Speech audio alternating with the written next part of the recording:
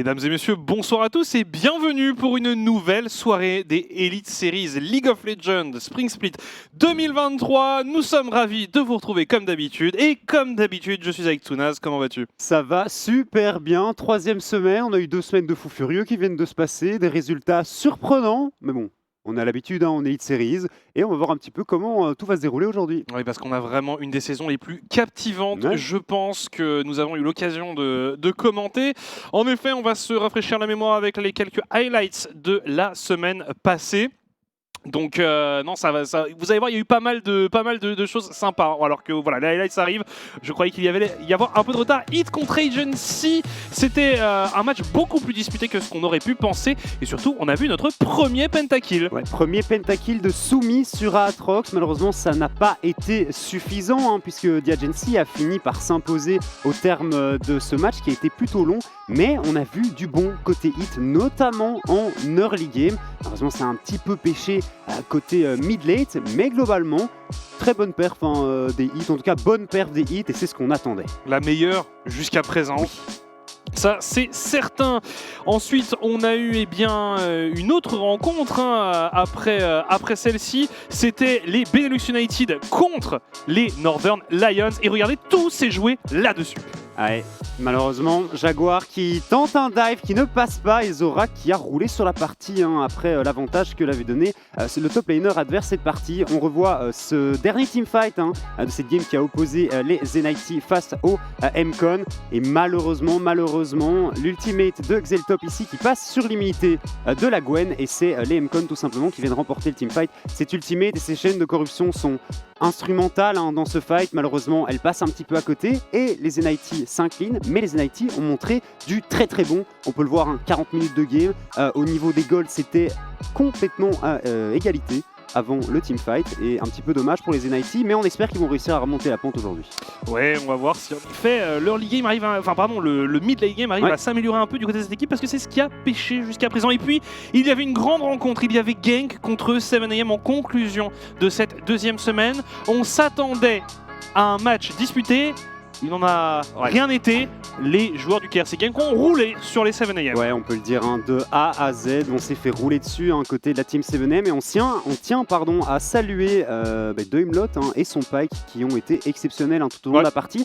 Il serait qu'il n'a pas touché beaucoup d'ulti, mais il a été instrumental pendant tout l'early game. Il a touché tout le reste. C'est ça. Donc voilà le classement actuel avant d'aborder cette troisième semaine de compétition avec les Benelux United, le KRC Genk ainsi que les MCon qui sont tous trois en tête du classement à 3-1. En effet, c'est un scénario assez dingue. Northern Lions, Team 7am et The Agency en 2-2, Zenity en 1-3 et puis les Hits en 0-4. Mais, il faut noter que du côté de la Team Hit, il va y avoir du changement. Il y a eu 2 nouveaux joueurs qui sont arrivés dans l'équipe. Un en mid lane, un en jungle. On reviendra sur ces changements un peu plus en détail lors de leur rencontre à eux. Mais voilà, ce qu'il faut savoir, c'est qu'il y a une tentative de sauver un peu le navire après un début de saison en 0-4 qui s'est avéré très compliqué. On a un MVP pour la jour 2 de la deuxième semaine, voilà, je vais y arriver. Nous sommes passés à des MVP quotidiens et non plus à des MVP hebdomadaires. Et sans surprise, c'est une nouvelle fois Zorak qui chope le titre de MVP. Donc 2 titres à choper en semaine 2. Il a eu les 2, donc bravo à lui. Il n'y a rien à faire, il a un V9 les 2 parties, je pense qu'on peut le dire. Sa game de Darius, on le voit ici, près de 3000 gold d'avance à 15 minutes, 4 solo kills sur son vis-à-vis. Les stats sont débiles, il n'y a rien à faire. Et il méritait bien entendu ce titre de MVP, tout comme il l'avait mérité pour sa game de Tryndamere de mardi passé. Ouais, c'est un des joueurs en forme de ce début de saison. On avait forcément envie de mentionner également le nouveau patch sur lequel nous allons jouer, parce que oui, nous allons jouer sur un nouveau patch à partir de cette semaine 3, c'est le 13.1 B.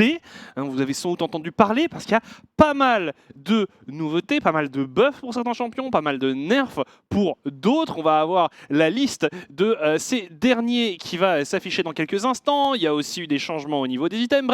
Bref, c'est un gros patch et il y a vraiment beaucoup de choses à dire dessus. C'est un très très gros patch. Alors moi, la grande question que je me pose, c'est est-ce que ce patch va réellement avoir l'impact attendu? Je pense qu'il y a certains champions qui ont pris des très gros nerfs. Enfin, normalement, on devrait le voir, mais il y a notamment l'Ayumi, parce qu'on veut, hein, du côté de Riot, c'est vraiment quelque chose, c'est un souhait de leur part, c'est de virer Yumi du compétitif, parce qu'on la voit beaucoup trop, le champion est trop oppressant, et je pense que les nerfs qu'elle a pris sont très très intéressants. On mentionnera également, si ça veut bien changer pour qu'on voit un petit peu ce qui se passe derrière. Voilà, on mentionnera également nerf de Lucian Nami, donc au niveau de la botlane, c'est surtout Yumi, Lucian et Nami qui ont pris des gros nerfs. Alors à notre niveau, ça ne nous concerne pas tant que ça, parce que ce n'est pas des botlane ou des champions qu'on voyait beaucoup. Je sais que Lelouch et Orion ont joué Lucian en duo avec la Nami et leur support, et on a eu l'occasion de voir également l'Ayumi une seule fois, mais franchement, ce n'était pas des pics sur lesquels les équipes mettaient la priorité. On mentionnera également un nerf de Kassadin, petit nerf de Udyr, mais surtout nerf de la version AD du champion qui faisait des dégâts beaucoup trop stupides, surtout au niveau de la solo queue. Nerf de Kindred, pas si intéressant que ça. Je pense que ça va pas changer. On verra Kindred tout autant qu'avant. Ça reste un perso de niche et c'est pas les 5 dégâts qu'elle a perdus sur son Q-spell qui vont réellement changer quoi que ce soit. Et puis nerf de GP aussi. Par contre, au niveau des buffs, il y a quelques trucs assez intéressants. Oui, notamment, bon, alors du côté de la Zoé, c'est peut-être le up le plus petit, on va dire. Enfin, il compte, mais c'est pas celui qui est le plus impressionnant selon moi. C'est simplement que sur le E, désormais, on enlève en plus de la résistance magique à son adversaire, donc sur la bulle, sur le dodo, tout simplement. Donc encore plus de burst pour Zoé.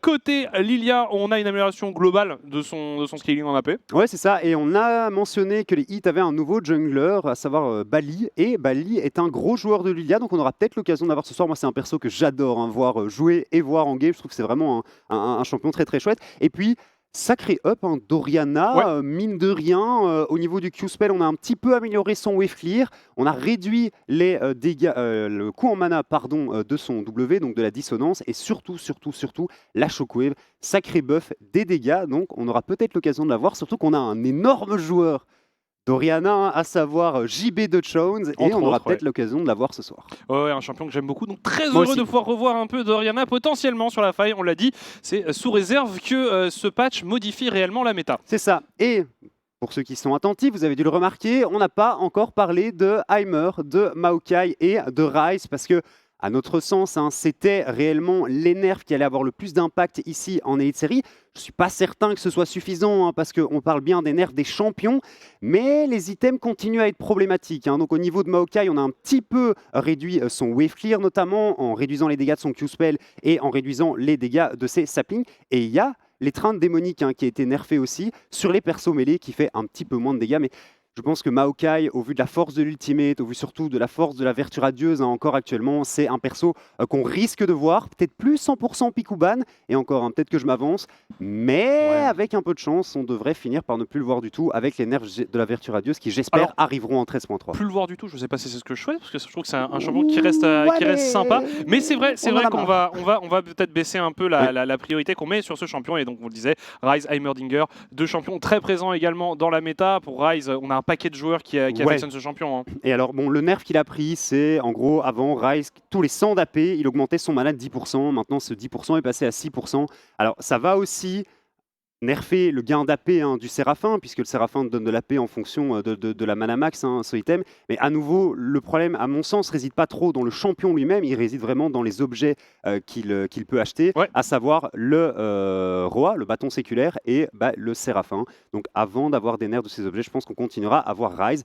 Et Heimer, par contre, assez intéressant, on a réduit les points de vie de ses tourelles en early game, et on a réduit aussi les dégâts de ses roquettes. Ça permettra peut-être de le voir un petit peu moins oppressant en phase de lane. Ouais, de voir un peu autre chose en prio-pick. Support, il n'y a pas que les champions qui ont subi des changements, il y a aussi eu des objets, et notamment ceux qui concernent les AD carry, la bot lane qui va en effet connaître aussi quelques petits changements. Alors, avec un point d'interrogation toujours, hein, puisque on ne veut rien garantir. Les joueurs ont leurs habitudes et c'est parfois difficile de les changer. C'est ça. Bon, en gros, ce qu'il faut retenir avec ce changement au niveau des items AD Carry, c'est qu'on a accéléré la montée en puissance des ADC dans la partie, tout simplement. Avant, on parlait de 3 items pour qu'un Souvent, ADC ouais. commence à vraiment rentrer dans sa partie, avoir de l'impact sur une partie. Maintenant, avec le changement sur l'IE, avec le changement sur les Navori, on pourrait peut-être parler, en tout cas pour les ADC qui jouent crit, d'un power spike à 2 items, et je pense que ça va modifier fortement le paysage au niveau de la méta en bot lane. On voit notamment pas mal de Xayah, et je pense que Xayah va effectivement revenir au goût du jour. Et puis enfin, un des derniers grands changements Ouais. de ce patch, c'est l'anti-heal qui de nouveau retrouve un peu d'efficacité après avoir été souvent, malheureusement pour moi, Mhm. un objet qu'on n'avait pas envie de build, quelque chose d'un peu sous-optimal dans la construction, C'est ça. dans le pass d'itemisation d'un de tes champions. Et bien là, on revient à un peu plus d'efficacité. Donc pour tous les objets d'anti-heal finalement, que ce soit AD, AP ou même là, La Bramble petite Vest. armure roncière, ouais. Voilà. C'est 40% d'anti-heal appliqué partout. Et alors, le bâton support qui donne de l'anti-heal, je ne sais pas si vous situez, j'ai du mal à retrouver le nom. Le putrificateur technochimique, là, je crois que c'est ça le nom en plus, n'appliquera plus, ne permettra plus à tes alliés de mettre l'hémorragie quand tu leur mets des buffs. Et donc ça, c'est assez intéressant, c'est un sacré nerf quand même, mais bon, avec le up de tous les autres items d'hémorragie, ça va rendre le truc un peu plus lisse, tout simplement. On verra plus juste cet item-là, on devrait commencer à revoir les autres, pourquoi pas revoir le Morello, qui, si je ne me trompe pas, a pris un petit buff aussi au niveau de l'AP. Il me semble, Voilà. ou c'est la peinée Ouais, magique. c'est peut-être de la peinée magique. Il me Bref, en semble. tout cas, petit buff au niveau des dégâts sur le Morello. Alors, c'est en très gros, il y a beaucoup d'autres choses sur ce patch. On pense notamment à certains items que les top laners affectionnent particulièrement.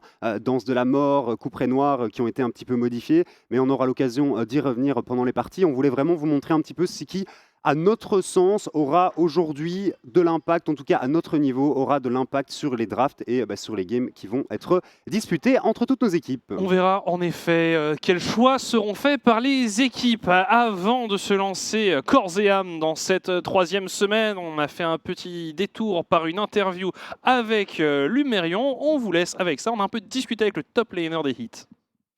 Aujourd'hui, je suis avec Lumerion, le top laner de la team Hit. Salut Lumerion, tout d'abord, comment vas-tu? Très bien, très bien. Content d'entendre ça, parce que c'est vrai que du côté de l'équipe en ce moment, le départ est un peu délicat. On va y revenir. Justement, comment est l'état d'esprit chez Hit à l'heure actuelle? Alors, tout d'abord, tout le monde, je pense, est toujours dans un état d'esprit où on veut réussir à juste, faire les playoffs au moins.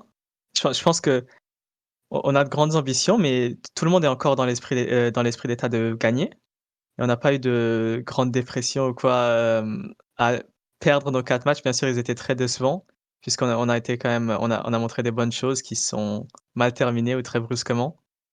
Mais on espère encore, atteindre les playoffs et montrer ce qu'on peut faire. D'accord, alors justement chez Hit, il y a eu du changement. Vous avez un nouveau mid laner, un nouveau jungler à partir d'aujourd'hui.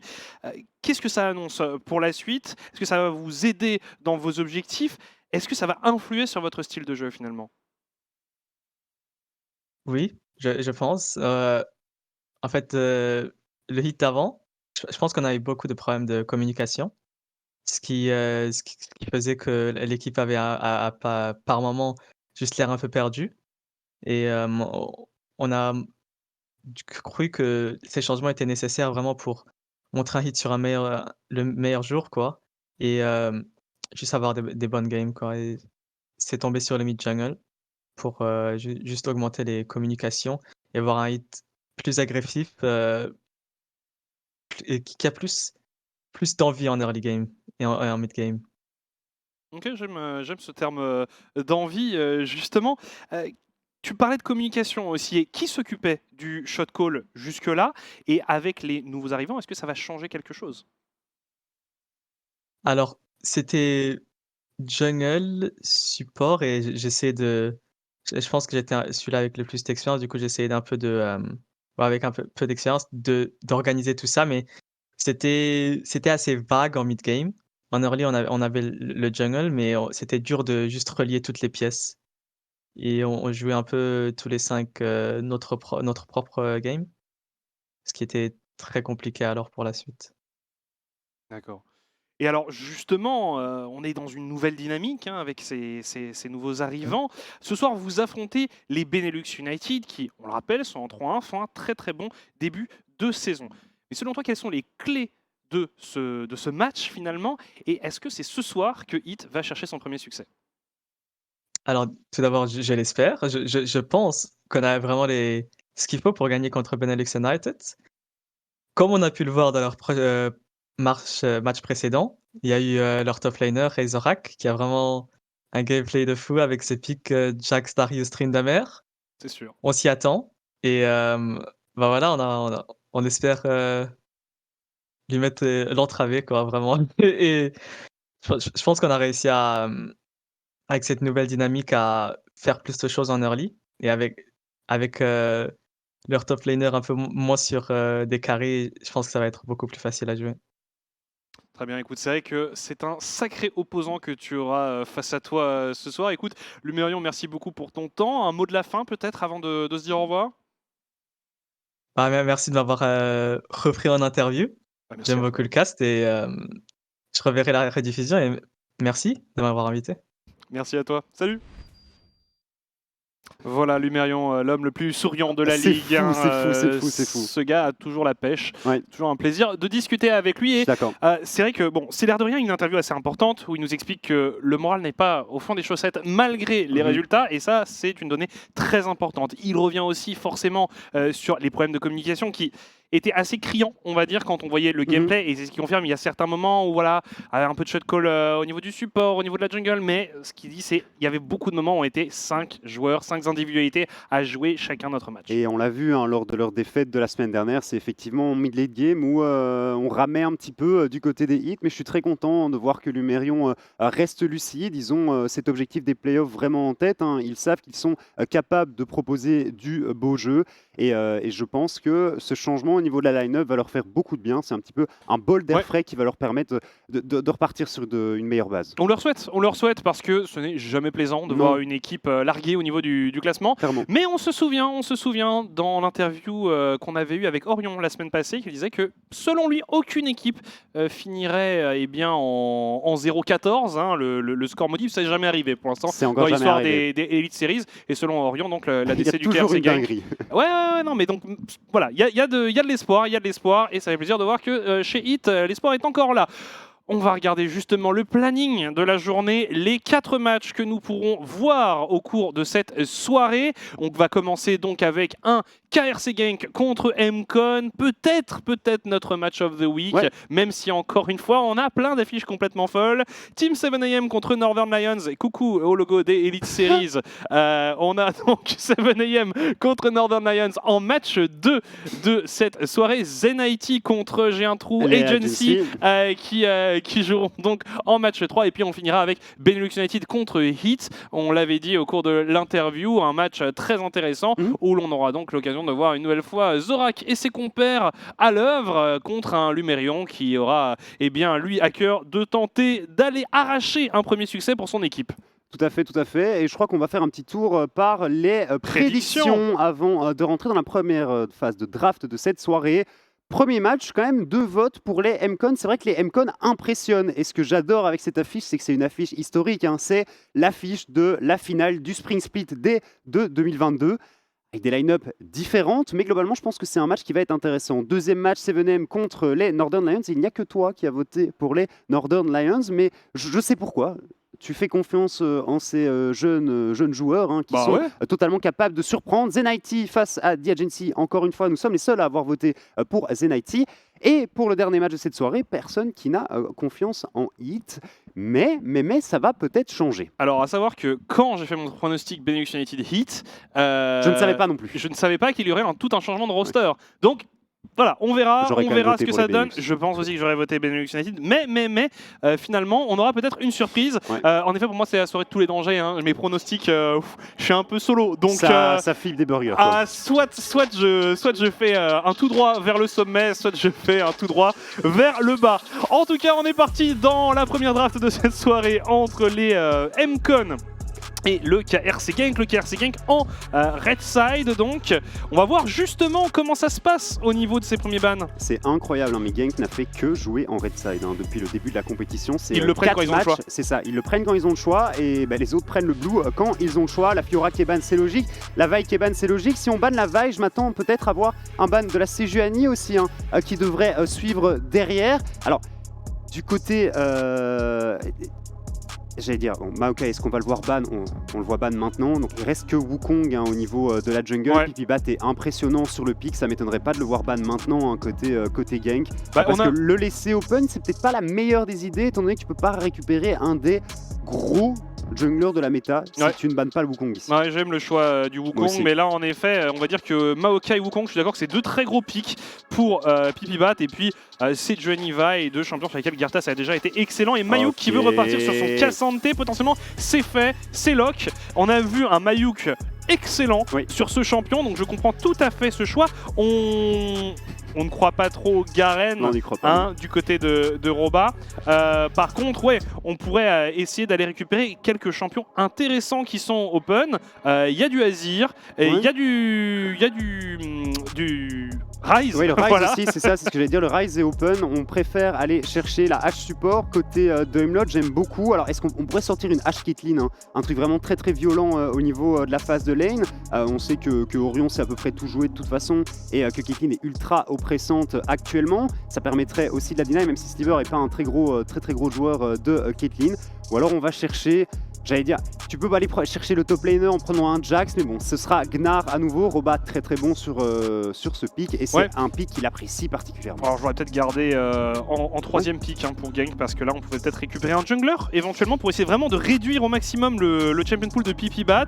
Et puis je me disais qu'en effet pour la botlane on aurait pu presque prendre un Caitlyn Lux, histoire en plus de faire double effet en le denyant à Sliver. Bref, ce n'est pas le choix qui a été fait. Non. On repart sur une Lux, non, on va sur un Jhin. C'est le champion qui avait joué Sliver la dernière fois et il a été très très bon. Donc voilà, encore une fois il nous montre qu'il sait jongler entre ses pics atypiques à lui et puis des pics plus méta. Est-ce qu'on va attendre un petit peu côté JB avant de venir chercher la mid lane? On pourrait tenter de récupérer un jungler. Je sais que le Gragas est open, je sais que Pipibat apprécie le champion, donc ça pourrait être envisagé ici, hein, côté MCon, au vu d'à quel point le pool de jungler a été réduit. Surtout qu'un mini-gnar et une hache, c'était d'assez bonnes cibles pour le pick, mais non, ce sera un Nautilus ici, du coup, récupéré par les MCon. Encore un gros pick à engage hein, pour la Miss Goblin. Il est bon, hein, Miss Goblin, notamment sur sa rail, moi il m'a impressionné. C'est la seule rail qu'on a eu l'occasion de voir hein, sur ce Spring Split 2023 et pour le moment tu sens que le mec est quand même très très chaud sur le pick. Il l'a déjà joué 2 fois si je dis pas de bêtises. Hein. Donc non. En jungle, un petit Warwick vertu radieuse. Non. Trundle, ça paraît assez logique, champion qui reste très très fort dans les, on va dire, si on considère que les 4 qui ont été ban sont les S tiers, Trundle fait partie des A tiers avec peut-être Udyr. Et puis bon, c'est un pick, j'ai envie de dire emblématique un petit peu de Gertas, hein, très clairement, il l'a joué énormément la saison passée et il était monstrueux à chaque fois qu'il arrivait à mettre les mains sur le champion. Le Gragas dont je parlais, qui est enlevé, c'est pour ça que je trouvais ça intéressant peut-être d'essayer de le récupérer assez vite.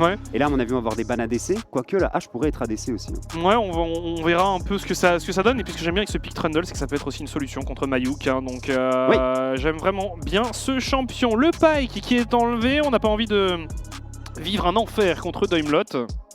Donc en effet, on envisage fortement la possibilité d'une hache ADC. Autre champion que Pipibat joue pas mal en jungle, c'est la Kindred. Après Kindred, c'est pas si facile à sortir que ça, mais ça pourrait être envisagé. Non, c'est un autre jungler, ce sera Belvet, hein, du coup, qui sera enlevé du Champion Pool, du jungler, des MCon eSport. Et ici, dernier ban, est-ce qu'on va à nouveau avoir le droit à un ban support? On pense du coup que cette hache irait entre les mains d'Orion, hein, si c'est tout à fait possible. En tout cas, on respecte beaucoup PPBat côté gank avec 4 bans qui sont adressés à ce joueur. Sans rire, je m'y attendais pas du tout. Le mec est vraiment bon. Le mec sort vraiment de très grosses games, notamment sur son Wukong. Il m'a fortement impressionné. Tout à fait d'accord. Donc voilà. Alors, est-ce qu'on garde la speed pour la mid lane ou pas? Côté KRC Gank, est-ce qu'on vient du coup révéler un petit peu ce duo bot contre qui on va devoir évoluer pour les MCon? C'est le grand point d'interrogation. Est-ce que Mickaël veut se garder le last pick? Okay. Et donc ce serait un Heimerdinger support. Donc on rappelle qu'on est sur le 13.1b. Oui, mais voilà, alors, moi ça m'intéresse de voir quand même ce pic ici. On va un petit peu voir si les nerfs ont été assez forts, assez importants. C'est ça, pour que Heimer ne soit plus jouable. Mais pour le moment, ça n'a pas l'air d'être le cas. En tout cas, c'est pas ce que Daimlot pense. Pic du Sylas ici qui est pas mal vu pour JB, avec déjà 2 très bons ultimates à récupérer. Ou alors Sylas Jungle. Ou alors Sylas Jungle, on le voit pas mal, ce sera un Ivern. Ok, d'accord, ça c'est marrant. Ce sera un Ivern pour PPBat et un Kassadin qu'on avait encore très peu vu dans la compétition. On le voit presque pas, il prend un nerf. Et il suffisait d'un petit nerf pour le sortir. Donc, on rappelle, petit nerf sur son sa pulsation. Ouais, c'est pas ce qui va dramatiquement changer le champion. Ça va pas changer le champion, effectivement. C'est ce que je disais un peu plus tôt. Hein. Pareil que Ryze, les items que Kassadin build sont toujours trop forts. Et donc, fatalement, le perso est toujours jouable. À savoir le séculaire, le séraphin. C'est ça. Voilà, c'est ce cœur de 2 objets qui rend le Kassadin très fort dans la méta actuelle. On disait petit nerf, mais ça n'est visiblement pas suffisant. Mais intéressant de voir ces 2 drafts qui sont réalisés. Content de voir Mickaël sur Kassadin. Parce que c'est quand même un joueur qui a cette possibilité de jouer un grand nombre de mid laners différents. Et donc j'aime toujours voir un peu comme ça quand il train, on va dire, un peu son pool au fur et à mesure de la saison. Et moi je trouve que contre Sylas c'est pas mal parce que l'ulti de Kassadin sur Sylas est loin d'être incroyable. Hein. Bon, après là t'as quand même l'ulti Gnar qui est exceptionnel. Gnar, c'est les 2 à choper. L'ulti de H qui est vraiment incroyable. Tu peux juste montrer à la H adverse que t'es meilleur. Un meilleur sniper qu'elle tout simplement, et ça c'est quelque chose que j'apprécie beaucoup. Et puis voilà, deux drafts intéressants, faut quand même faire gaffe à Mickaël sur Kassa, hein. On en a parlé, mais si tu le laisses déborder, c'est terminé, hein. T'arriveras jamais à le contenir. Et j'aime bien la draft MCon aussi, intéressante, avec finalement des champions qui commencent à devenir assez emblématiques. Bon alors, le Jhin pour Sliver, on connaît, hein, ça fait des années qu'il joue ce champion. Mayuk et son Cassante, ça va devenir un duo indissociable. Par contre, il y a un peu d'épices avec ce pic Ivern qui est improbable, mais c'est vrai que là on avait sérieusement attaqué le Champion Pool 1. Donc on rappelle, au total dans la jungle il y a eu 6 bans, hein, plus le pic du Trundle par Girtas. Donc en tout ça faisait 7 champions de jungle en moins. On aurait pu s'attendre éventuellement à des champions, on disait peut-être si Sejuani, tout ça, c'est S-tier, on pouvait s'attendre à des pics A tier, genre Trundle, genre Udyr, mais là on est dans le Ivern tier. Exotique tier. Ivern tier, c'est vrai qu'il a presque un tier à lui tout seul. Ce genre, on verra un peu comment ça fonctionne pour PPBat, mais pour l'instant il m'a convaincu, donc je suis intéressé, curieux de le voir sur ce champion. Marrant, c'est la première game de Nautilus pour Isgoblin, hein. Le champion n'avait jamais été ban contre lui non plus, donc je suis très curieux de voir comment est-ce qu'il va réussir à se débrouiller avec le pic. C'est loin d'être un pic compliqué à jouer, mais les bons Nautilus ça court pas les rues non plus, donc on va voir un petit peu ce qu'il va pouvoir faire. Et puis bon, le Cassante de Mayuk, s'il a été first pick, il y a une raison à ça. Le mec est bouillant sur le champion, et on le voit régulièrement ban face au top laner des MCon qui, à l'image de PPBat, impressionne. Ouais, Isgoblin sur Nautilus, ça fait partie des champions qui jouent, hein. Ça fait partie des champions qui jouent. Il a pas encore joué cette saison, mais ça fait partie de Champion Pool. Ah bah on est déjà parti dans la game. On le disait, rencontre au sommet entre 2 équipes en 3-1. Le KRC Gang contre les MCon, c'est déjà parti. Et série de 3 victoires, hein, du coup du côté KRC Gang, et je pense qu'ils ne vont pas s'arrêter là, ou en tout cas ce n'est clairement pas leur souhait. On va voir comment ça va se passer. Et série de 3 victoires pour MCon aussi, non? Alors là, tu me mets ces petites doutes. Il me semble. Hein. Oui, en fait, ils ont gagné contre NLE, ils ont gagné contre Agency, ils ont gagné contre The Nighty. Tu as raison. Donc voilà, 2 équipes Deux équipes qui sont très en forme.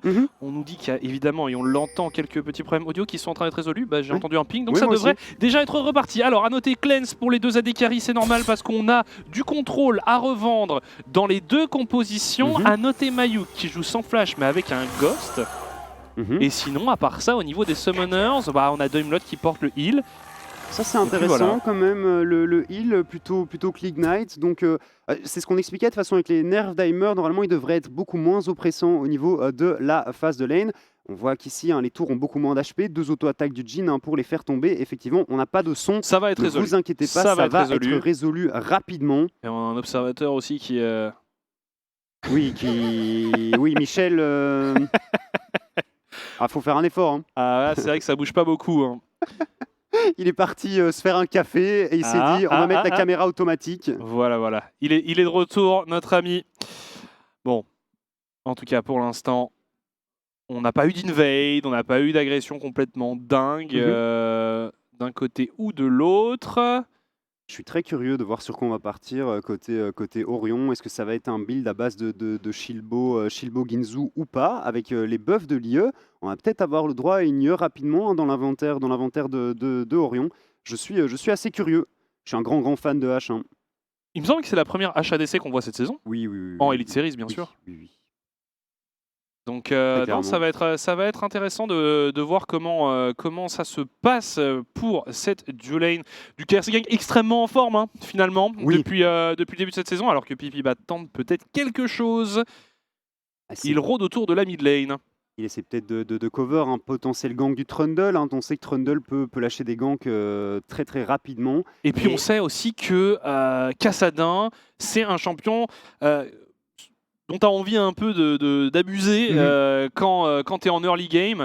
Une fois que tu lui prends son flash, avant son niveau 6, avant son gros boost, son gros pic de mobilité, c'est une cible facile, une cible vulnérable. J'ai un peu peur qu'on ait un manque de dégâts côté JB et côté Pipibat, parce qu'un Ivern, ça apporte pas grand-chose non plus hein, au niveau de la mid lane. Oui, je sais pas où on est, mais on a l'air d'être un peu dans les limbes, du mode spec. On s'excuse pour les problèmes techniques. Hein, on espère que ça va être rapidement résolu.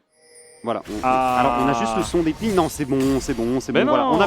On applaudit, bien entendu. On remercie la régie qui, en 3 minutes, a réussi à résoudre le problème. On a un double overlay au niveau du dessus, mais c'est pas grave, c'est pas un problème. Tant qu'on a du son et tant qu'on peut profiter de cette rencontre, c'est très bien. Et en botlane, je vois qu'il y a une agression ici qui est partie. Sliver qui est très low et Sliver qui va lâcher le First Blood à Doimlot. On n'a pas perdu de points de vie hein, côté Orion et côté Doimlot.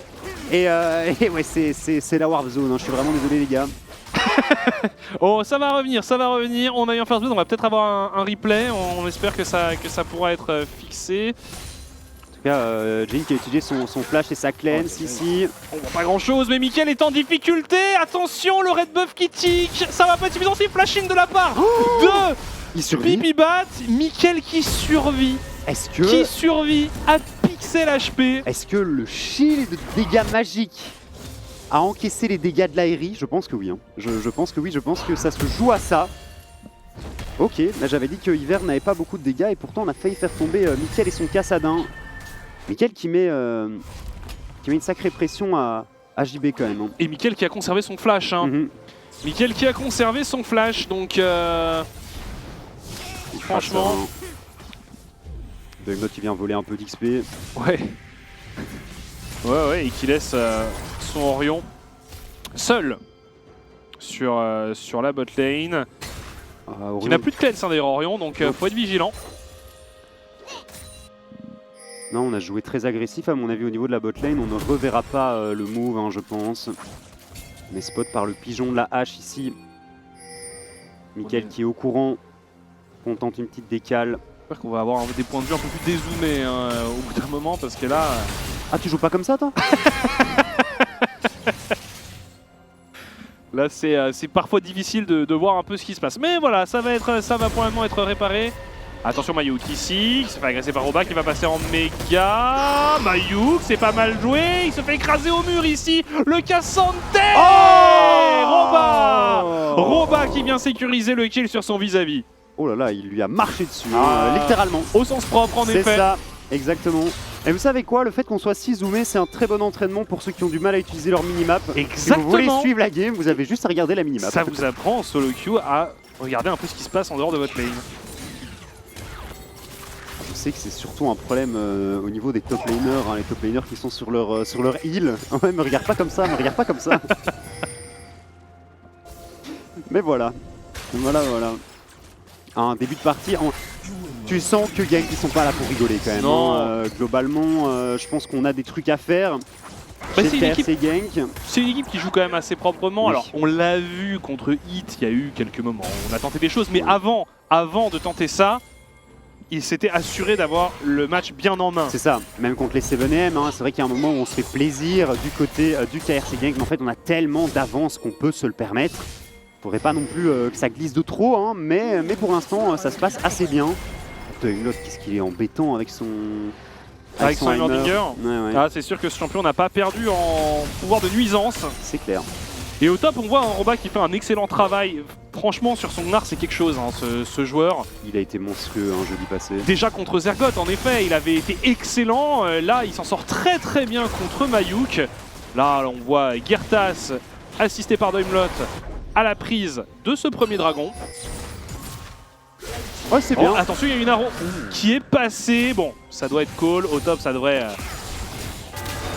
être tranquille. Alors, JB qui a volé l'ulti du Heimer. Tout est mieux que celui de Kassa de toute façon, hein, je pense. Il est content de voir Doimlot qui passe. Ah, par contre, Doimlot qui est venu quand même chercher pas mal d'XP au mid. Hein. C'est peut-être pas non plus ce que tu veux en tant que joueur de Kassadin. Oh, attention à Mickaël ici, le stun qui est pas mal, mais on n'a pas pu dash avec ce Q-spell, le ballon qui est flash out. Hein. On avait utilisé l'ultimate volée du Heimer un peu plus tôt, et ça ne passera pas. Mais on le voit hein, déjà, c'est technique hein, d'aller gank un Kassadin. Alors, est-ce que le fan vote est cassé aussi? Oui. Ah non, non, visiblement. Alors, par contre, le fan vote, on précise. Alors, on doit Le préciser. fan vote, c'est sur le stream néerlandais. Voilà. Donc, si vous voulez aller voter pour Genk, vous bah, allez, n'y sur allez le, pas, vous restez allez ici. sur le stream néerlandais, vous mettez un vote pour Genk et puis vous revenez ici regarder le match avec nous. on va tenter bien entendu Alors. d'avoir cette implémentation un jour. Alors, mais il y a déjà sur le chat RTBFXP, il y a déjà la possibilité de gagner des points de oui, chaîne. puis prédiction, c'est ça. Donc nos modérateurs organisent les votes à chaque fois. Merci à eux. Vous pouvez gagner des points de chaîne. Alors après, on fait ce que vous voudrez. Ici, on continue à avoir Mayuk et Roba. Est-ce que je peux m'acheter un Durum avec des points de chaîne RTBFXP? C'est la Je vraie sais pas. question. Pose la question. Un modérateur du chat, il peut me répondre peut-être? Alors, attends, parce que ça se mobilise autour du héros de la faille. Ton Durum attendra.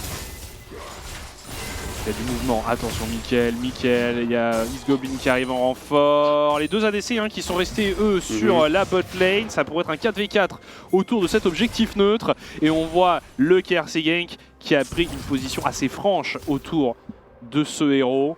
Et finalement, on ne va pas forcer côté MCon. On va gentiment le céder. Et on voit déjà un petit millier de gold d'avance pour le KRC Genk.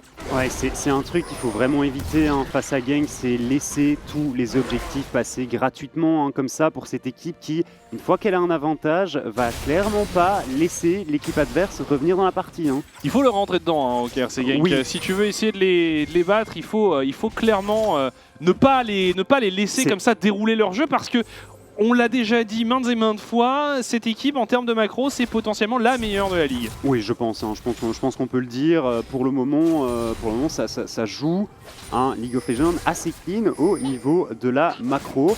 Et on a vu que du côté des MCon, on laissait passer beaucoup d'objectifs en early game, notamment ce jeudi dernier hein, face aux Zenity où on avait laissé passer les 3 premiers dragons. Alors oui, c'est passé contre Zenity et encore, on a eu très chaud Ils ont eu côté chaud, MCon, mais ça passera pas contre Genk. Hein, ça, moi, je vous le dis direct, ça ne passera pas contre Genk. On est dézoomé. Oh, On est dézoomé. Voilà, on est prêt maintenant. On voit quand même un peu mieux ce qui se passe plutôt que d'avoir un gros plan sur la lame de Kassadin. c'est dingue. Hein. Voilà, on s'excuse hein, vraiment pour ces petits soucis techniques. Voilà, maintenant on a même les pubs qui reviennent. Coucou Kia. Ah, c'est vrai qu'il y a incroyable, on a normalement une petite nouveauté sur le stream, j'en dis pas plus, hein, mais il y a peut-être des dingueries qui vont arriver. Ah mais tu spoil un peu, ouais, mais non, mais dommage. T'inquiète, je n'ai rien dit, j'ai juste dit il y a une surprise. Bon, si elle arrive pas la surprise, on a l'air un peu tête. Tu auras l'air bête. Attention, parce qu'il y a un grand mouvement sur le bot side. Heureusement, de la vision avait été placée par les joueurs de Genk afin de contrecarrer ce mouvement massif. Il reste même des pit wards. Donc là, on voit vraiment une bonne info sur la position de tous les adversaires. Regardez Gartas, hein. Gartas sur le bot side. Ouais, il y a un Drake dans une minute, hein, donc il reste dans le coin. Ça va être le prochain objectif, hein, qui va être joué de toute façon par Genk. Et il y a cet arrow qui pourrait partir à tout moment. On a la cleanse disponible sur le Jhin, donc peut-être pas la meilleure cible. Hein.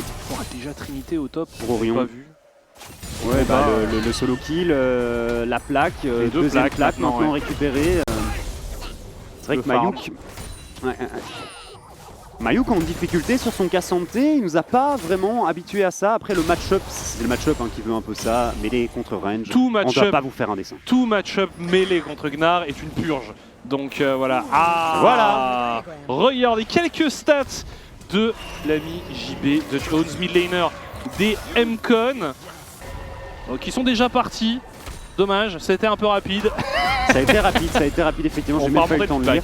Attention à Roba ici qui va se prendre un sacré combo de Mayuk et son K'Sante. Très bon repositionnement du Gnar avec son bon. On a fait un salto au-dessus de la tête de K'Sante. Et c'était bien joué hein, côté Mayuk. Il faut faire très attention face à K'Sante sur ces phases de jeu où tu es en dessous de sa tourelle. Parce qu'il a 3 outils pour te ramener en dessous, et on a récupéré 2 plaques avec ce héros de la faille ici, on a engagé le dragon. Là on est vraiment sur du KRC Genk by the book. C'est ça. Vraiment avec prise du premier héros de la faille, on le met au bot. Là on a l'impression de voir le KRC Genk 2022, ça jouait très souvent comme ça.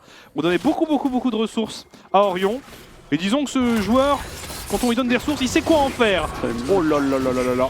Doimlot qui vient punir l'abordage d'Isgoblin. Isgoblin qui ralentit, qui est forcé au flash out. Et on continue à avoir une belle domination de la part d'Orion et de Doimlot. Le dragon a été sécurisé par le jungler français. Est-ce qu'on va aller plus loin? Est-ce qu'on va aller sur un dive? Sliver, il a quand même pris beaucoup de dégâts. Il est stun, il est forcé à utiliser sa cleanse. Il a plus de tense. Et je crois qu'il y a une arrow, la arrow qui part dans le vent. C'est un goal hein, entre les deux joueurs MCon. Attention tout de même ici, on prend énormément de dégâts côté Gertas et c'est Marguerite qui part à l'assaut avec Pipibat et je pense que Doimlot est condamné. Est-ce que cette dernière balle peut toucher? Oui, Sliver doublé, récupéré par la Dekari des MCon. Un peu audacieux ici. Alors, c'était clean du côté des MCon, moins clean du côté de Ouais, non, mais on a très bien répondu pour Sliver hein, qui, malgré sa cleanse utilisée, a gardé son calme. Ça lui a coûté 2 summoners, mais il a fait un très bon travail. Mais côté KRC Genk, on a été un peu agressif. Un petit peu. Entre 2 tours comme ça. Ouais, on s'est senti pousser les ailes, je pense qu'on aurait dû s'en aller hein, au moment où là, Arrow n'avait tout simplement pas atteint sa cible. Surtout qu'il me semble qu'il n'y avait pas vraiment de vision dans la jungle adverse. Hein. Non, on y était un petit peu en mode... En fait, je pense qu'ils se sont dit, bon, on nous laisse tout depuis le départ, ils vont pas réagir si on tente de les dive. Bon, malheureusement, les MCon jouent, ça clique un minimum quand même. Hein. Et on se fait retourner ici. Marguerite, sur ce skin, rigole pas. Non. Sacré. On dirait PTS. C'est un joueur de football américain. Il a les bras de PTS. Pour ceux qui ont vu l'interview de PTS la semaine dernière, vous avez la ref. Et voilà. Non, j'aime beaucoup. Ivern, c'est vraiment un perso qui me met trop bien. Ouais, et puis surtout, moi, ce que j'aime, c'est que ça fait partie de ce genre de champion avec un gameplay très unique. Peu de joueurs le sortent, mais quand on le voit bien jouer, c'est assez intéressant. Et ce qu'on voit aussi, c'est qu'au niveau des golds, on est revenu à une égalité quasi parfaite entre les deux équipes. On va avoir Mayuk qui va avoir de plus en plus l'opportunité de s'exprimer sur son champion, parce que là, voilà, on le disait, on va passer cette phase de lane, et on va même peut-être avoir un petit coup de main de la part d'Isgoblin qui est venu roam sur le top side. Il y a aussi du renfort de la part de JB de Jones. Roba, il est en mini. Roba, il est en mini. Et c'est très facile à tuer en mini. Donc il s'en aille, c'est potentiellement une première tour qui pourrait être récupérée ici par les MCon s'il n'y a pas de réaction côté Genk. Mais on voit Doimlot et Gertas qui ont fait le déplacement et je pense qu'on va devoir s'en aller côté MCon. Attention, il y a une flèche qui a été lancée par cette hache. On la voit traverser la map et partir dans le décor alors que le héros de la faille est une cible pour les deux équipes. Et les deux Adekari qui font le voyage. Hein. Et on n'a plus de flash sur sur Pipibat et son Hiverne. Il n'y a plus de Summoner du côté de Sliver, il n'y a plus de flash du côté d'Isgoblin, donc ça pourrait partir très très vite. Là on a scout l'intégralité des MCon avec ce pigeon de hache. Attention parce que Mayuk n'est pas là. Attention parce que Mayuk n'est pas là. Pipibat pris pour cible et un peu abandonné par son équipe. On ne sait pas très bien parler, mais on répond pas mal du tout du côté des MCon. Isgoblin qui semble condamné. Voilà, c'est Orion qui vient terminer le travail. Mickaël qui s'en sort. Et Orion qui mitraille ses adversaires, doublé récupéré par la Dekari de Genk. La cleanse utilisée. Orion fait un bon travail mais qui se fait ramener. Et il va succomber probablement. Mais non, sans être bien battu. Le teamfight de JB, s'il y avait eu du follow-up, je pense que petite erreur côté Isgoblin qui part tout seul sur la hache de Orion qui finit par tomber. Mais l'ulti de JB, l'ulti de Gnar qu'il avait volé juste avant le fight était incroyable et donc on prend la prio ici autour de cet objectif côté MCon, mais on va devoir l'abandonner je pense avec Roba qui est en méga ici et qui fait peur à ses adversaires. Et quel teamfight aussi d'Orion. Ah oui, Orion qui a vraiment fait très très mal.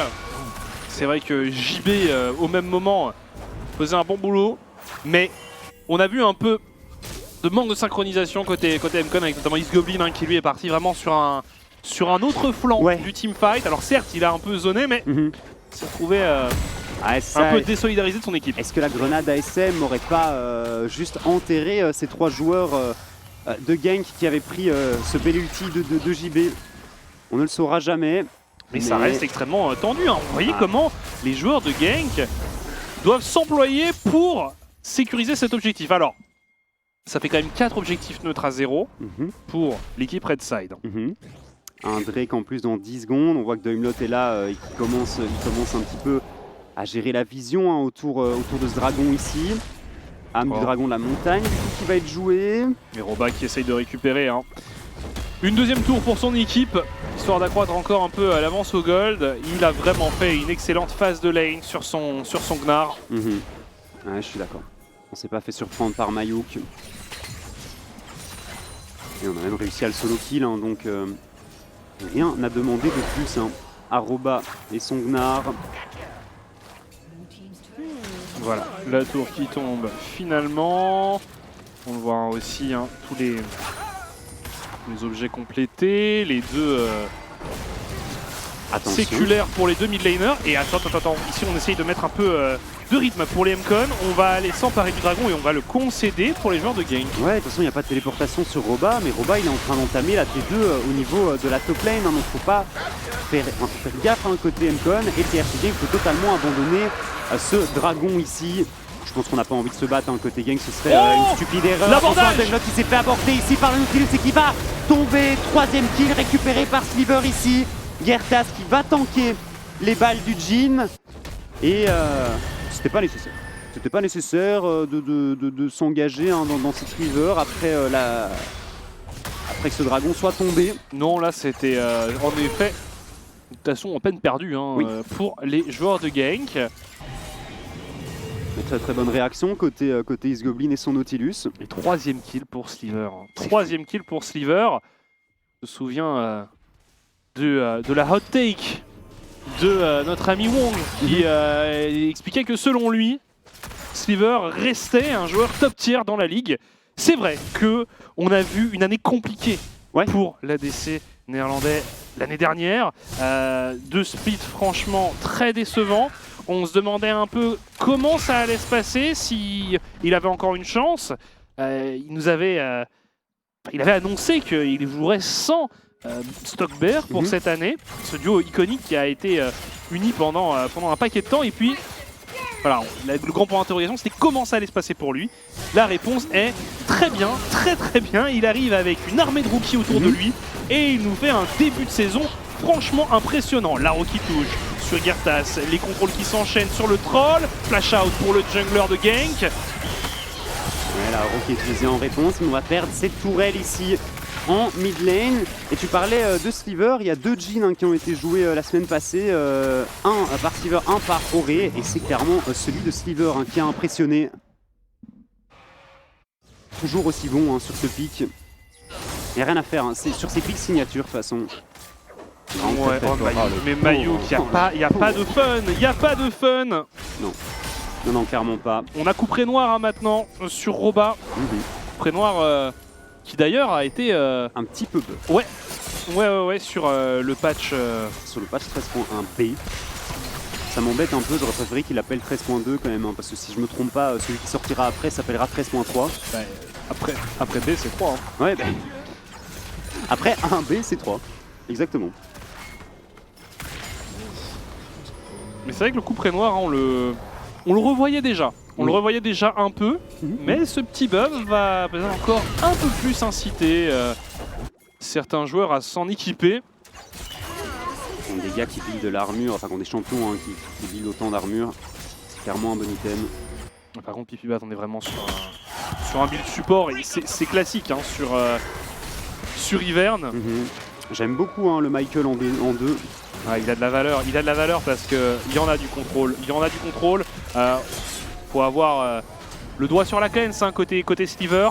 Et le cooldown, forcément quand il est down, avoir Pipibat qui peut te filer un coup de pouce, ça peut être très important sur des situations clés. En side lane, on voit Mayuk qui subit mais qui tient. C'est le principal, c'est tout ce qu'on lui demande finalement. Et plus que 2 niveaux pour Mickaël, un seul pardon, il vient de passer niveau 15 sur le Kassadin. L'abordage qui n'est pas passé loin, finalement c'est JB qui trouve l'engage sur Roba qui passe en méga et forcé au flash out, la dernière balle qui viendra sur cette hache. C'est fou, pas d'hésitation, genre. Le Gnar, on le voit, il est tout seul, on rentre dedans. Et ça c'est un des points forts de cette équipe depuis le début de la saison. Ouais, je suis d'accord.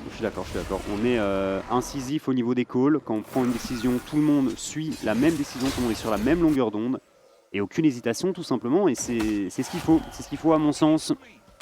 Une voix forte et d'autres personnes qui la suivent.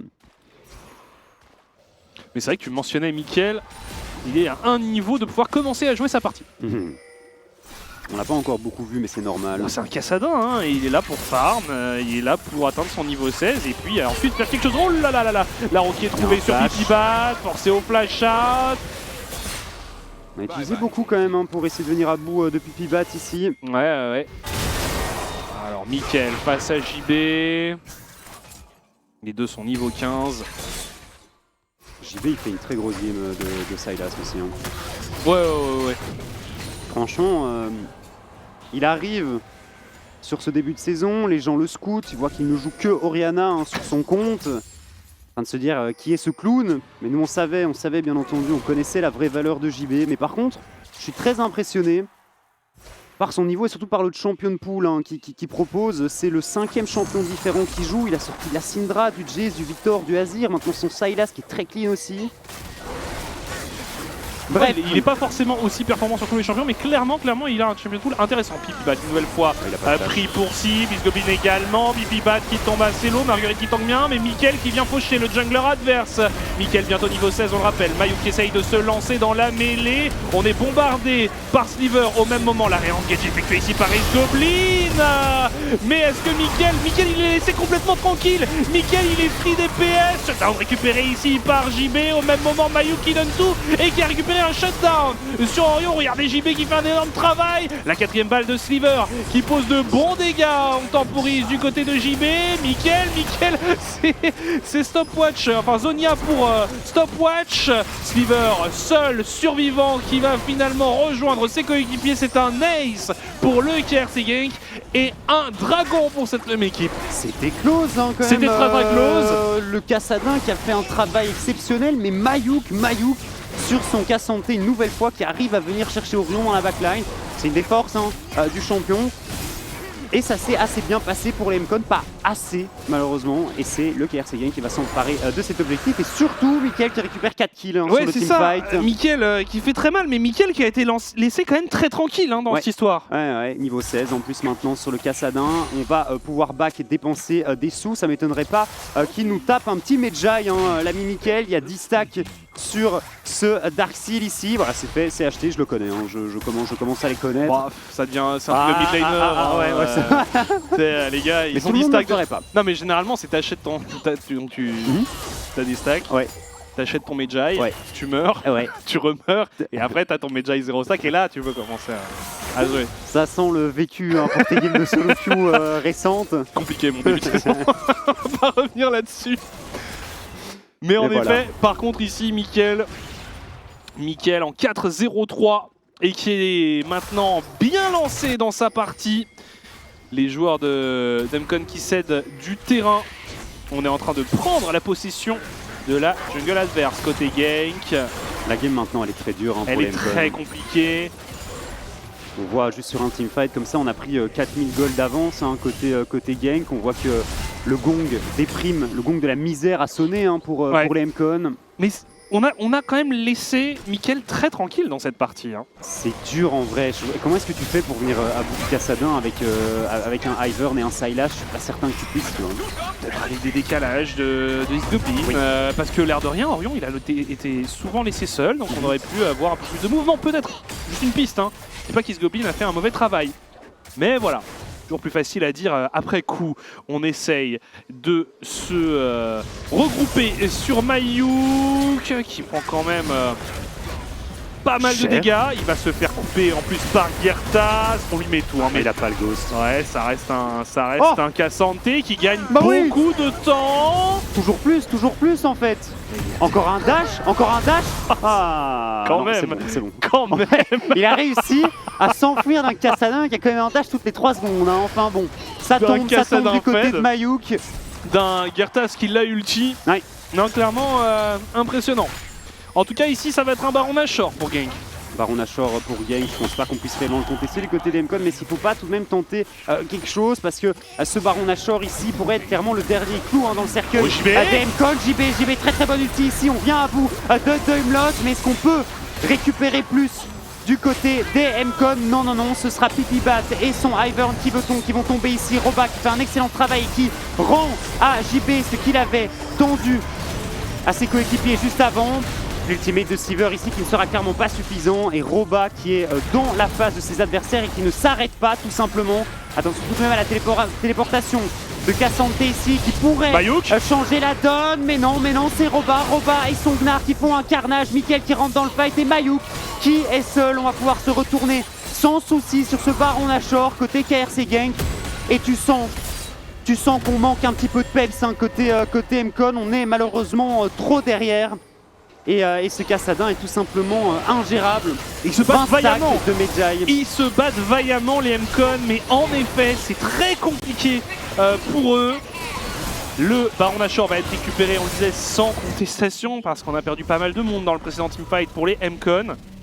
Mais ils tiennent tête à une équipe du KRC Gang assez solide. Ouais, après, bon, 29 minutes de jeu, on va jouer l'âme du dragon de la montagne ici d'ici 1 minute. Ce que je veux dire, c'est que là, en effet, hein, on a un break qui a été fait par Oui. Gank, mais on a vu quand même un début de partie où Mcon n'était pas ridicule je suis d'accord. et avait des arguments à revendre. Alors, en J'aimerais effet, quand même voir un petit peu plus d'agressivité en early du côté des Mcon, essayer de jouer un petit peu moins en réaction, essayer d'être un petit peu potentiellement peut-être plus proactif sur la map. Après c'est vrai qu'avec un Ivern c'est pas si simple que ça, même si Ivern n'est clairement pas ridicule au niveau des ganks hein, qu'il peut proposer en early game. oh, pour JB, Ouais, non mais il n'y a plus rien à faire. Hein. non, clairement là, C'est champ diff hein, à partir du niveau 16. Hein. même niveau 17 hein, pour Mickaël, qui est passé dans une autre dimension hein, sur le fight autour du dragon qu'on a vu un peu plus Ouais. tôt. Je suis d'accord. Mickaël qui est globalement plus timide, qui a été en tout cas plus timide sur les 2 premières semaines, à mon sens, hein, que ce à quoi il nous avait Oh là habitué. là Bon, là, là. il vient apparemment de déchirer JB. Il y avait peu de timidité sur Oui, ce, oui, sur non. ce move. Alors avec le Fallait Baron que j'en parle. Nashor, on avance côté Gank. c'est dur. Ouais, c'est très dur de résister à un tel raz-de-marée. Après, par rapport à Mickaël, qui est revenu d'ailleurs avec une TP, ça faisait longtemps qu'il n'avait pas joué dans une équipe où tous ses coéquipiers étaient Ouais, je vois ce que tu veux dire. pas... Il n'avait pas besoin de faire des pentas pour gagner des games, quoi. En tout cas ici, on a un peut-être baroud d'honneur pour les M-Con qui eh bien, n'ont désormais plus aucun inhibiteur pour les défendre. On va reset côté KRC Genk. Et oui, non, c'est vrai que Mickaël c'est un excellent joueur, mais il a eu une année 2022 compliquée où ça s'est assez mal passé. On rappelle que Mickaël n'a disputé aucun playoff. Ni en spring ni en summer, alors que c'est un joueur. 5 places 2 fois. Hein. Il me semble qu'il a fait 5 2 fois avec une 5e Lion, place. 5 Ouais. avec Sector 1. C'était pas une 6e en summer, bref. En tout cas, c'était 2 opportunités ratées. Et donc là, il voulait revenir en force avec Genk. Et voilà, c'est une chose réussie. Et je pense qu'en effet, ça lui fait du bien de pouvoir se reposer aussi parfois sur ses coéquipiers, typiquement pour pouvoir enable, on va dire, enfin lui donner la possibilité de jouer un pick comme Kassadin. Bon, âme du dragon de la montagne, JB encore une fois pourchassé par Mickaël et son Kassadin. Mais bien entendu, il n'y a pas de dégâts, il n'y a plus assez de dégâts du côté d'Emcon. La Haro qui va toucher Isgoblin qui est très certainement condamné ici. Et c'est tout droit pour le KRC Genk. Je pense que ça va être une 4e victoire pour cet effectif ici qui semble inarrêtable. Et même si les Emcon étaient sur une très bonne lancée, aujourd'hui, on tombe du côté de l'équipe hollandaise. Ouais, on disait un baroud d'honneur ici avec le rappel du rideau de Striver. On essaye peut-être de choper un kill sur Daimlot. Est-ce qu'on peut encore améliorer son KDA pour les joueurs de Genk?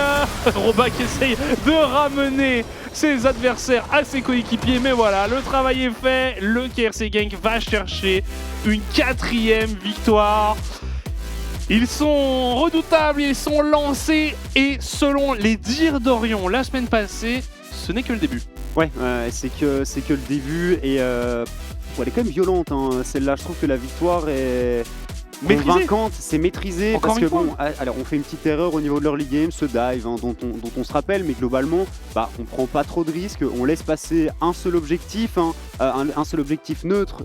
À savoir ce dragon, ce 3e dragon qui est récupéré par les Emcon à un moment, mais sinon bah, de A à Z c'est Genk. On était en train de parler de Mickaël, en 20 secondes il récupère 3 inhibiteurs et la game elle est juste terminée. GG à eux, on a joué autour des forces du Kassadin, Mickaël est arrivé dans un teamfight, il a clean up tout le monde et puis bah point de non-retour en fait pour les Emcon, pas vraiment de possibilité de revenir dans cette partie, même si on a assez bien joué. Tu sens peut-être un petit peu les limites encore du roster d'Emcon sur ce genre de partie et on verra comment ça va se passer face aux autres équipes, mais c'est vrai que contre Genk aujourd'hui c'était compliqué. On voulait un match disputé, on l'a eu, l'air de rien des Emcon qui se sont battus vaillamment, mais le KRC Genk on le disait qui est bel et bien lancé dans sa saison. On va faire une petite pause, il y aura une interview, on se retrouve juste après, à tout de suite.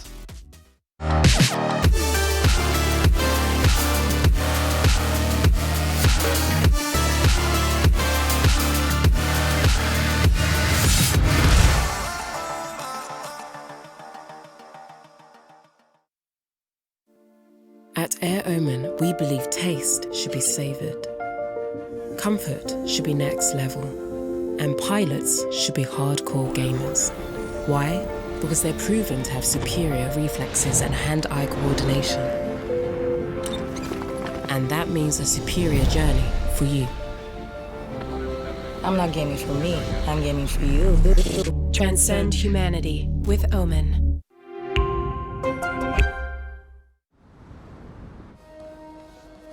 Elles sont là,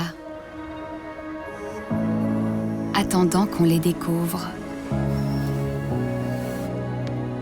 Certaines sont grandioses, d'autres sont plus modestes. Mais c'est la nature même des idées, elles ne viennent pas simplement à vous. Pour les trouver, il faut toujours être en mouvement. Kia, movement that inspires. The systems are overloading. We can't risk another game. We need to take a break and regroup. We're starting to lose our mind. Captain, we cannot go back to Elo Hell. Last time it took us months to get out of it. Initiate break protocol. Hurry up!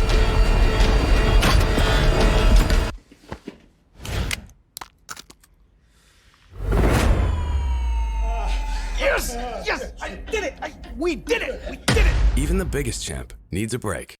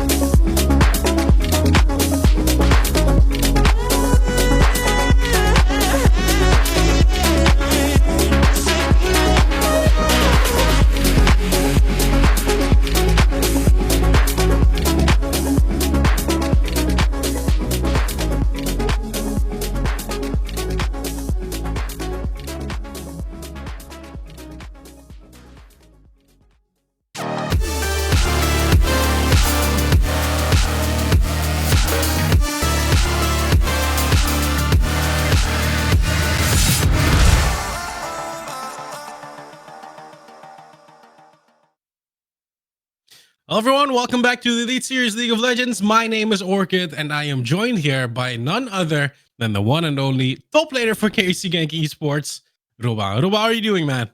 I'm doing fine, thank you for asking. I heard you were going for a drink, a little celebration after this win. Yeah, I'm gonna have a party in like half an hour, so it had to be a quick game. Was a bit slow, but I think we managed to close it out pretty fast in the end. I mean, it's been a crazy split so far, right? I don't think a lot of people expected MCon Esports to being one of the teams to be somewhere around the top three. They've been showing a lot of things, but in the end, it's you guys. You're playing very consistent, but I also think a lot of that had to do with the draft. Because if we look at the draft, we can say it was a solid factor. It was a slow game, and it kind of felt like you guys were waiting on levels for Mikkelon Kassadin. Do I read that correctly? Yeah, I think we had a lot of scaling lanes. I think Narin into K'Sante just get some levels, and then you have perma pressure. The Kassadin can't really get punished by the Silas, and he just outscales in side lane. And I think the only pressure point we really had in the early game was our bot lane, and they played pretty well around it. Yeah, because I think Sliver gets the lead eventually, but it doesn't matter because at the end, it's that one fight at Drake. I felt like that was the turning point, and I think even at that point, Kassadin was already level 15. I gotta say, XP right now is kind of BS. Yeah, especially with the Rod of Ages, where you get one level for free when you get 10 stacks. Of course, you reach the level 16 point way faster than normally. So I think teams even have less time to punish the Kassadin, and I don't think they could really manage it. Yeah, one of the things that you mentioned before we went to the interview is like there had to be some aggression from the top side, the K'Sante from Mayuk. Now I want to talk about Mayuk because Mayuk is one of those players that I know Woong is quite a fan of. He's been talking a lot about him. It's one of those players that people are expecting to show up. How do you view this player, and how was it to lane against him? Yeah, I think in laning phase is not his best point. Like when he died at level 6, it's kind of unnecessary, but even when he was behind, he was still getting the farm, he was getting the XP, he wasn't falling further behind, and I think he has shown some really good team fighting, so I think he's doing pretty well until now. So I think if he gets more consistent in lane, he can actually threaten a lot of top laners. Well, we'll have to see if he can do it. I mean, he showed some top laners I think should go there, or else they wouldn't take the game. Now, for KRC Gang, it's been a slow and steady split so far. Any team you think that could ruin your party, or do you think like, just focus on what we're doing and then we'll go in as in the playoffs as a first seed? Yeah, I think what you're seeing right now is we're just playing pretty controlled, slow, like pretty boring actually. Like we're just better laners in my opinion. So we're getting small leads from lanes, and then we're slowly transitioning that into objectives, playing it out. And when we get the Nash, you can see we instant get 3 inhibs and game is over. Like it feels a bit slow, but I think our average game time is still lower than 31 minutes or something, so it's not that slow. But there are not many kills, so we could speed up it a bit, but I think we're playing pretty well.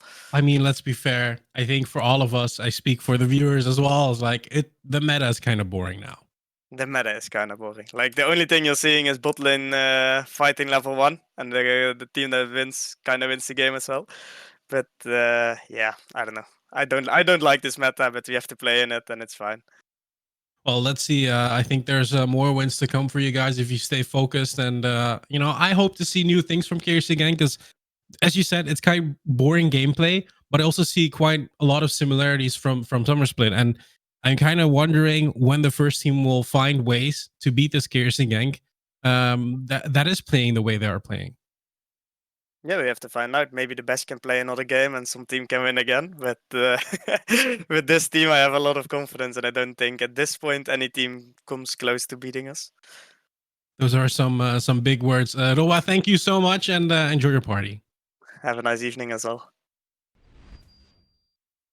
And with that, we move over back to our casters, and I'm kind of curious what you guys think. There's no team coming close to KRC Gang right now. Let me know.